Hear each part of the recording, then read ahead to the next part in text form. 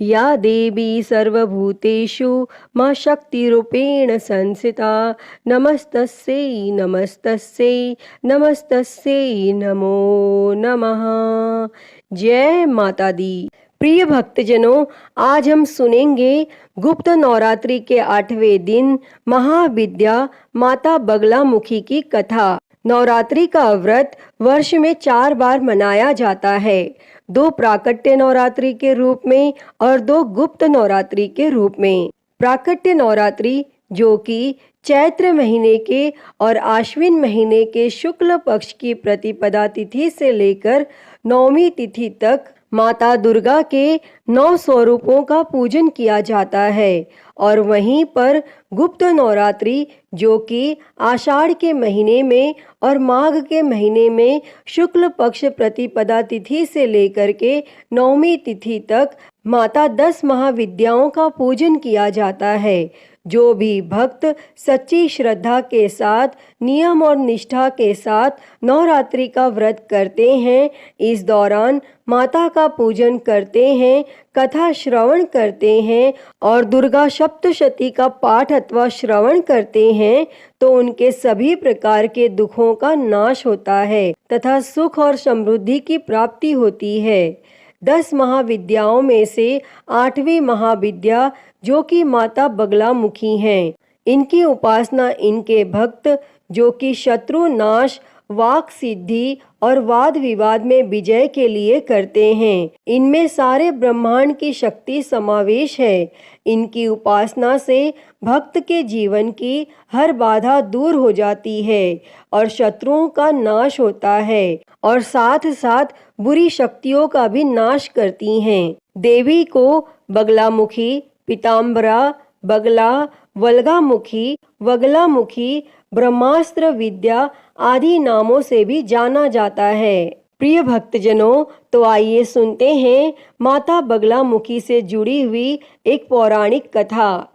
तो आप सभी भक्तजन बड़ी ही श्रद्धा, ध्यान पूर्वक और प्रसन्न चित्त मन से माता बगलामुखी की कथा को सुनिए। तो सभी प्रेम से बोलिए, माता बगलामुखी की जय, 10 महाविद्या माता की जय, सर्व देवी देवता की जय। पौराणिक कथा के अनुसार एक बार सतयुग में महाविनाश उत्पन्न करने वाला ब्रह्मांडीय तूफान उत्पन्न हुआ, जिससे संपूर्ण विश्व नष्ट होने लगा। इससे चारों ओर हाहाकार मच गया और संसार की रक्षा करना असंभव हो गया। यह तूफान सब कुछ नष्ट भ्रष्ट करता हुआ आगे बढ़ता जा रहा था और जिसे देखकर भगवान विष्णु जी चिंतित हो गए और इस समस्या का कोई हल न पाकर वह भगवान शिव को स्मरण करने लगे।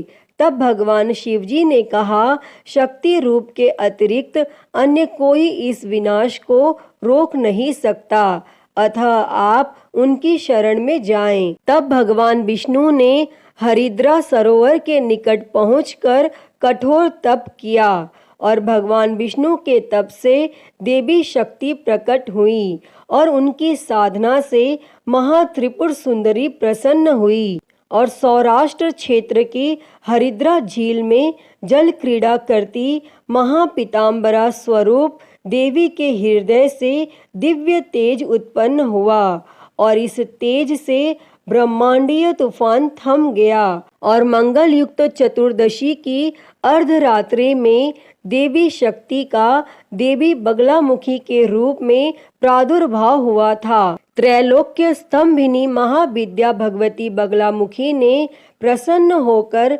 भगवान विष्णु जी को इच्छित वर दिया और तब सृष्टि का विनाश रुक सका। देवी बगलामुखी को वीररती भी कहा जाता है, क्योंकि देवी स्वयं ब्रह्मास्त्र रूपिणी है। इनके शिव को महारुद्र कहा जाता है, इसीलिए देवी सिद्ध विद्या हैं।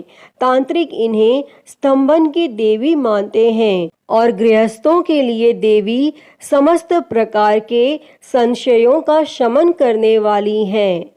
अतः हे माँ बगलामुखी, इस कथा को कहते, सुनते और हुंकारा भरते सभी पर अपनी कृपा सदैव बनाए रखना।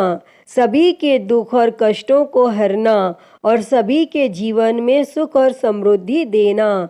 तो सभी प्रेम से बोलिए माता बगलामुखी की जय, 10 महाविद्या माता की जय, सर्व देवी देवता की जय।